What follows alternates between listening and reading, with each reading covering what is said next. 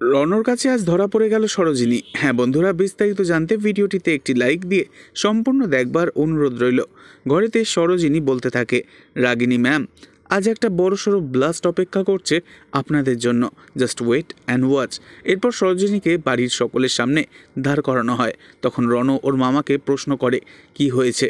তখন মামা বলে, সেটা আমাকে নয়, তুই ওটা ওকে জিজ্ঞাসা কর, কেন ও বাড়ির পিছনের গেট দিয়ে চুপি চুপি বাড়িতে ঢুকলো।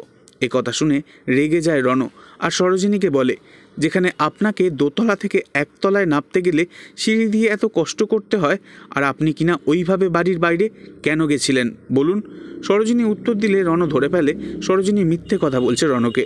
তখন রণ রেগে গিয়ে সরোজিনীকে বলে, আপনি মিথ্যে বলছেন, আপনি মিথ্যে বলে বাড়ির থেকে বাইরে বেরিয়েছিলেন। ছোটো কাকিকে আপনি এভাবে ঠকাতে পারলেন? আর শুধু ছোটো কাকিই বা কেন, যারা এই বাড়ির ভিতরে আপনাকে এতটা ভরসা করে তাদেরকেও আপনি এভাবে ঠকালেন কি করে? এ কথা শুনে সরোজিনী ভীষণ ভয় পেয়ে যায়। চাইলেও সত্যিটা রণকে কিছুতে মুখ ফুটে বলতে পারে না। এরপর সরোজিনী নিজের ঘরেতে গিয়ে দরজা বন্ধ করে দেয়। সরোজিনীর চোখে জল দেখে রাতুল মামা তো মনে মনে ভীষণ খুশি হয়। তবে কি সরোজিনী পারবে রাতুল মামার হাত ঘড়ি সকলের সামনে দেখিয়ে প্রমাণ করে দিতে সবটা? পরবর্তী আপডেট জানতে অবশ্যই সাবস্ক্রাইব করে রাখবেন। ধন্যবাদ।